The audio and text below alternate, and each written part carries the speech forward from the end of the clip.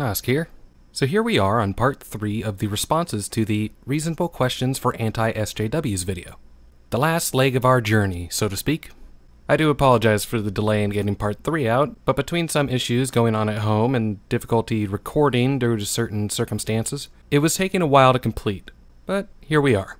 The first 2 parts were a bit of a roller coaster, with all the ups and downs, twists and turns, the funny, the frightening, the dull, and the disturbing. Part 1 was fun enough, and there were ample laughs mixed in with the responses. Part 2, that was mostly just cringy, not gonna lie. We'll see how part 3 goes, however, because I'm not entirely sure I could handle another long string of lobotomy-inducing cringe, lest I end up twisted all up upon myself and drooling blankly by the end of it. God save me. I pray this last portion doesn't just go flying off the rails into the proverbial ditch of full retard. I could go on, but I guess I shouldn't drone this intro for any longer and just get down to it. I hope this all comes out entertaining and informative enough for you at least. So here we go, I guess. Isn't it offensive to men to assume that a man could only ever want equality for women, and therefore be comfortable with feminism as a whole in order to get laid, and that reduces us to beasts? I don't think it's offensive at all, to be honest, but neither would I even remotely care if it were. However, what you're referring to is basically the idea that plenty of male feminists only subscribe to and tout the ideas of feminism and even other social justice concepts in order to get laid. Obviously, that's not the majority of these male feminists. The majority are really just ill-informed pansies. There are plenty, however, that could easily be described as those using feminism in order to get close to women and play the social justice buzzword tune in order to get laid, no doubt about it. Ah, hell. If you really think about it, you could probably go so far as to call it a fetish of sorts. Men who really, really like getting to bone women who are conceivably the hardest to convince to get in the sheets. Like it's some kind of challenge. A hunt, so to speak. Or even ones who like taking advantage of women with certain kinds of self-esteem issues or other kinds of emotional or psychological vulnerabilities. Which, let's be honest here, there are plenty of those in the feminist ranks as well. They aren't the majority, obviously, but these people are there nonetheless, these male feminists, like wolves in sheep's clothing. For guys like this, they have no problem constantly running a honeypot on these women. So as I said before, do I think it's offensive? No. Would I think it improper, at least, to label all feminists this way? Of course. They're in your ranks regardless. From the outside looking in, we at least have the benefit of being able to see them. If that was the case, wouldn't I attempt to get laid from my views instead of not ever trying that? Maybe not you in particular. Some of these guys don't really believe in feminism. They just use it to their advantage. Others do believe in feminism, but use it to their advantage nonetheless. You specifically, however, I doubt you're like them. But of course, I take you more as the kind who prefers being the bitch anyways. So if you wanted to, I doubt you'd have much trouble finding yourself a nice little feminist dominatrix to tie you down and plow you with that 12-inch black dildo you love so much and likely believe should be appropriately punishing you. If you say you're an egalitarian, will you call out the man-hating slurs that you see coming from people within your community? People who use terms like cuck, beta male, faggot, or mangina? Of course I won't, because an insult is just words. Descriptors in a sense. The words in and of themselves aren't based in man-hating because they aren't distinctly anti-male. In the cultural, evolutionary, and descriptive senses, they more refer to someone being less of a man than in any way being disparaging to someone because they are a man at all. So really, I don't have any reason to call anyone out for using these words. Hell, I'm happy to use a few of them myself, honestly, if the shoe fits and all that. All of these things basically distill men down into thinking that the most important thing about them is to be having sex with a woman. Firstly, they aren't generalized terms used in relation to any and every man. They're quite a bit more specific. It really only ever applies to men who are whiny, whipped pansies, or who can't or won't think for themselves. Gotta get mommy's permission and believe everything she ever says, right? Secondly, it doesn't distill anyone in any manner to thinking that the most important thing is to be having sex with a woman. Which I gotta say, Christy, that comes off a bit homophobic of you. Also, I think it should be noted that there is a distinct difference between wanting to have sex with a woman as opposed to being overly protective of women, always needing a woman's approval, or giving a woman control and power over you at the expense of one's own freedoms and thoughts. I don't know. Maybe it's just me, but as an egalitarian, I'm not too keen on the idea of surrendering my freedoms or equal opportunities simply for the sake of giving a woman what she wants or any kind of power over me. That might also have to do with me being a raging faggot, but hey, who the fuck knows, right? That's rather offensive. I am free to be offensive, and you or anyone else is free to be offended. Fuck your feelings. I'll say what I please. So what are you doing to stop this kind of behavior in your community? Not a damn thing. What are you doing to stop feminists or social justice warriors from this kind of behavior? You should be fucking ashamed of yourself. You're fucking scum. You are fucking scum. Fucking rape apologist, incest supporting, woman hating, fucking scum. Is there someone else I can wait to see more follow me? Fucking scum. Yeah, just Man, another. I just want to listen to someone else's opinion. I'm not even on a side here. I just listen to as many people as I can. You know what though? Why would you pay money to fucking support a fucking rape apologist if you weren't fucking one? I never heard him say anything that was. Well, it's fucking scum. If I may be so bold to ask, Christy, what is the number of followers, the number of likes, the number of dislikes, the number of retweets, the number of subscribers, any of those numbers, any of those metrics, what have they got to do with the argument? they have nothing to do with the context of the argument, but everything to do with how much the argument can be heard. The more the argument is heard, the more it can be considered. This is the beauty of the free flow of information, buddy. Deepak Chopra, for example, a man who trots out an endless stream of pseudoscientific quantum woo bollocks, has nearly 3 million followers. So what? I don't personally know what that is, but maybe I'll look into it sometime. Regardless, to your point, exactly. So what? If nearly 3 million people would like to engage his content and consider any claims or arguments he presents, then good for them. That's their decision to do so, for whatever reasons they so choose. And just for the record, there's a tone to your voice I can't quite place, but I think it may be related to either the garbage quality of your audio, or perhaps a glint of jealousy. I'm not entirely positive which. Just thought I might point that out. Those people follow him because he tells them what they want to hear. Why even mention the number of followers you have? What difference does it make? I'd imagine it doesn't make any difference in any sense. In another, however, I'm confident that the difference it makes is to show that there's actually different viewpoints and arguments to be made, and to point out how many people seem to take interest in it may entice others to take an interest themselves and consider them. Just, a thought. Of course, maybe I'm just talking out of my ass here, so who knows? Why is it that you go on and fucking on about safe spaces and trigger warnings and delicate little flowers? Because they're so useless and nonsensical, especially in places such as universities, where you're supposed to tackle new ideas, have your current views challenged, where you're supposed to learn and be exposed to information, where you're supposed to be challenged. Information in and of itself is meant to be absorbed, considered, analyzed, and used. These sad little ideas of safe spaces, trigger warnings, or any other method of coddling and maintaining the meek little sensibilities of students doesn't do them any good whatsoever if they don't have the chance to actually learn. Colleges and universities are institutions of education, not overpriced adult daycare centers. We go on and on constantly about this nonsense, maybe because with any luck, one of these days, these delicate little flowers and the institutions that pander to them will actually realize exactly how harmful such ideas and spaces are to the student's growth and development. You aren't ever going to get mature and productive members of society out of a safe space or a gender studies department. You'll just get overgrown children who can't handle the real world or contribute anything to society except for their tantrums. But continue to hide behind your cartoon avatars and your childish pseudonyms.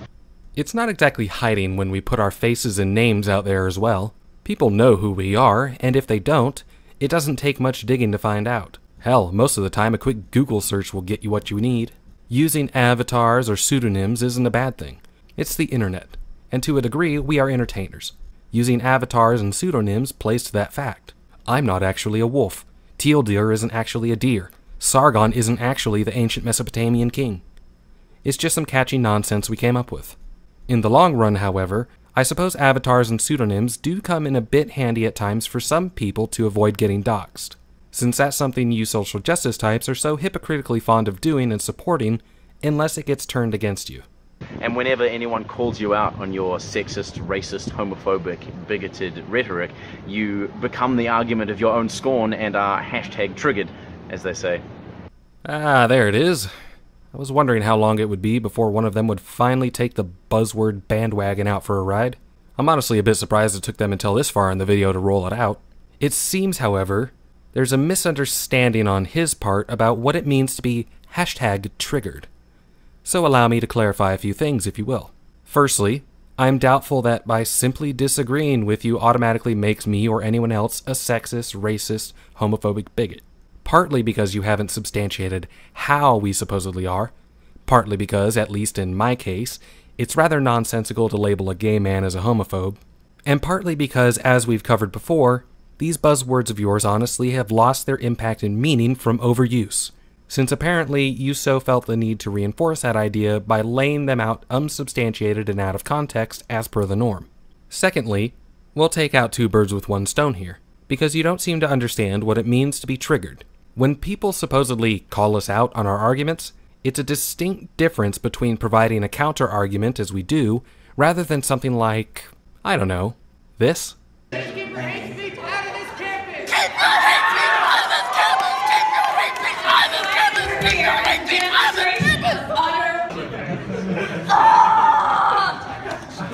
Oh my god, I believe in equal rights! Oh my god, I believe that I don't believe in it. homophobia shouldn't be allowed! Oh my god, I believe that white men shouldn't dictate a fucking woman's place in the world! You fucking douchebags! You misogynistic pieces of shit! Rather sad and cringy that all is. A bit of weed might help you calm down a bit, just saying. That, however, is what being triggered looks like. It's rather difficult for us to become the very object of our scorn when the only ones who are honestly getting triggered are these safe space special snowflakes. Your argument is invalid. Are you willing to publicly acknowledge and admonish the massive amount of hatred, bullying, harassment, and intimidation that a lot of your fans infringe upon people? That's a valid question, but I have to ask as well. Are you? Show me when and where this supposed bullying and harassment is occurring, and believe me, I could show you infinitely more from your own side. We aren't responsible for the actions of our fans, and neither are you, so I have no reason to admonish anyone. But if we're simply going to relegate everyone to one side or another, and you expect me to take responsibility for the actions of others on my side of the aisle, then I would demand the same of you, and I guarantee your side has far more to answer for. And I don't mean these tiny disclaimers that you put under the description fold or flash for 2 seconds at the beginning of the video that you know nobody reads. I mean a public and ongoing anti-bullying stance. If nobody reads them, then it's their own damn fault, not ours. If it's there, it's there. It's not as if we can force people to take a moment to pause a video or check a description box. It's on them whether or not they neglect it. Let's get a body count going here, eh? How many feminists have been ejected from conventions just because they are feminists? How many social justice speakers have been no-platformed because of their views and arguments? How many Black Lives Matter advocates have been publicly threatened at their own speaking events? Then ask the same of those who oppose you so we can tally it all up. Feminists are bullies. Social justice warriors are bullies. Black Lives Matter are bullies. I'm very much anti-bullying. It's just one of the many, many reasons I am anti-social justice. Why I am anti-you. Or do you kind of like watching your fans go around harassing people and calling them slurs and telling them to kill themselves? What, you mean like this? Let him go. Let him go. Mark, I can handle it. What the hell are you doing? Back off! Fuck you! Back off right now! Fuck you! Take a hike! You call yourself Christian! Mark. Look, they're not important. Here's your glass. I don't like your side is fucking offensive! Are you experiencing oppression? Don't smile at me, bitch. What you want?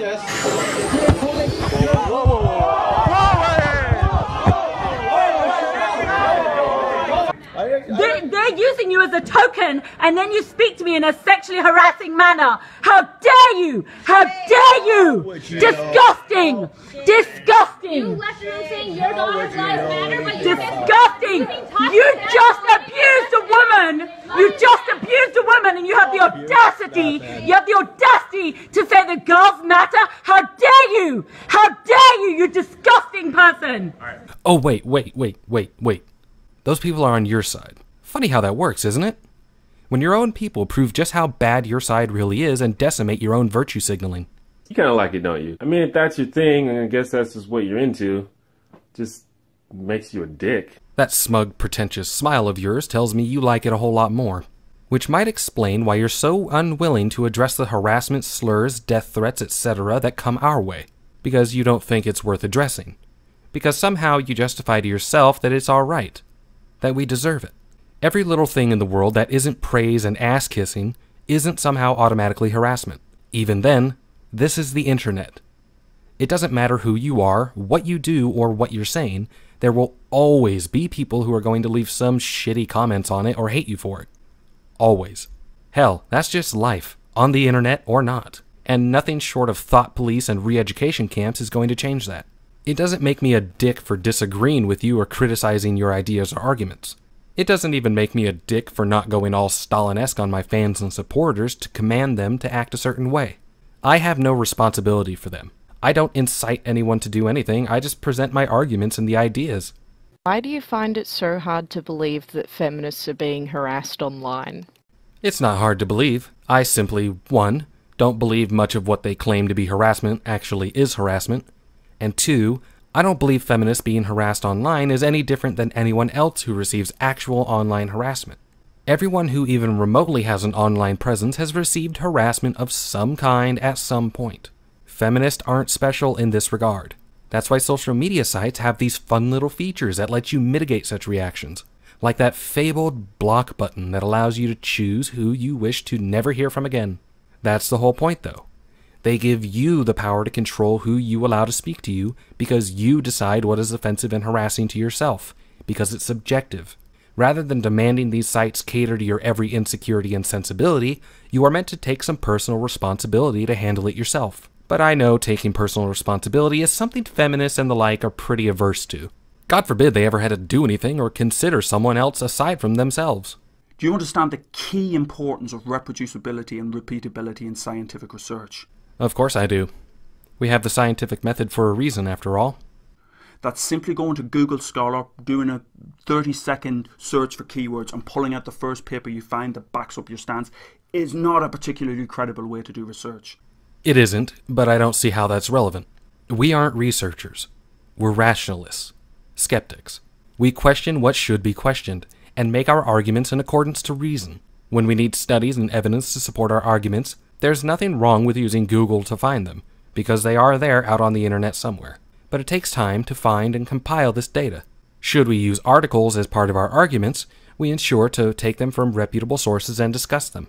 That you have to have a much broader overview to read the material, to follow the citations through, to look at the broad brush approach to a particular problem. I'm getting the feeling here that you seem to be making broad assumptions rather than considering the actual content of our videos, if you even watch them at all. I'm also getting the feeling that these SJWs are running out of valid and reasonable questions, so they're rewording earlier ones instead. Our sources and citations tend to be quite thoroughly checked ahead of time, which to this date I haven't seen a single social justice warrior critique or refute. Any reactions received are always directed at ourselves rather than our arguments or the sources we use to support them. Meanwhile, there are people such as Thunderfoot and Teal Deer who regularly address social justice arguments, studies, sources, and citations, and show with unsurprising regularity exactly how flawed and garbage they are. Your side consistently provides crap sources and studies that you presume should be unquestioned because you yourselves can't take the time or make the effort to question these studies. God forbid questioning the ones we provide. You do realise that you're as much of a social justice warrior as those you critique. It's just that you espouse a different form of social justice, a rather less considerate, rather less forgiving, rather less kind form of social justice. Whoa, whoa, whoa, whoa, whoa, whoa, whoa. Oh, hold it right the fuck up here.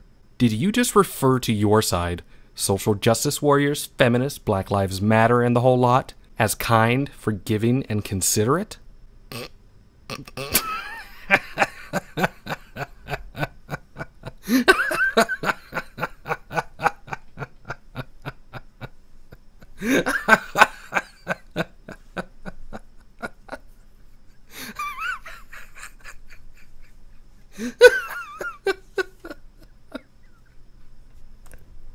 Holy shit. Crap-filled Christ on a stick.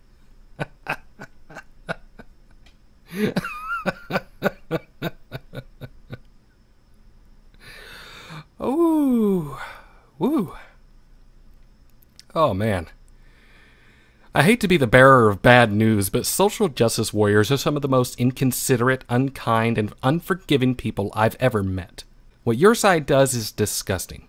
It's reprehensible. Pulling fire alarms to ruin an event with somebody you don't want to hear. Bringing accomplished scientists to tears or destroying their careers because you don't like what they said or what they're wearing. Disrupting and threatening students who are just trying to study and get their work done. Disrupting and threatening a speaker because they disagree with your narratives. Leaving bomb threats to try and shut down events. Constantly trying to get people fired from their jobs because you don't like them or what they've said. Social justice warriors on the whole are terrible and mean-spirited to no end. At this point, they're 2 steps away from going directly to someone's house or to a speaking event and beating to death anyone they don't like. As for saying we're social justice warriors as well, the very statement in and of itself is nonsensical. We can't be social justice warriors because we don't believe in social justice. We believe in facts, not feelings. We believe in evidence, not empty platitudes and narratives. We believe in equality of opportunity, not equality of outcome. We believe in a meritocracy, not intersectional theory. We believe in democracy and freedom of speech, not social Marxism and censorship. We believe in the right to be offensive and your right to be offended, not creating laws to silence those you don't like or don't agree with. Social justice is not justice. Social justice is not reasonable or fair. Social justice is far from being considerate, kind, or forgiving. If you identify as an egalitarian, then I'm interested in your take on the usefulness of the concept of the original position as laid out by John Rawls in his theory of justice.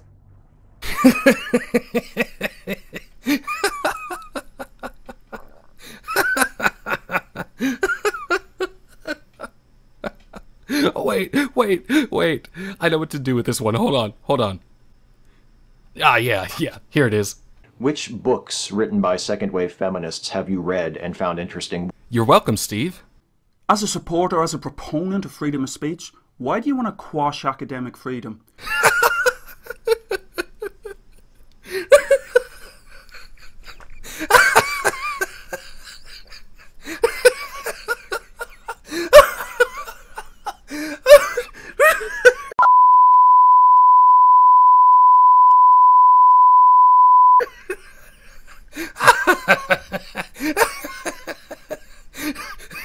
If you're not familiar with the concept of academic freedom, it's worth, in the UK at least, looking up the 1988 Education Reform Act and seeing what that says about the rights of academics to put across unpopular opinions.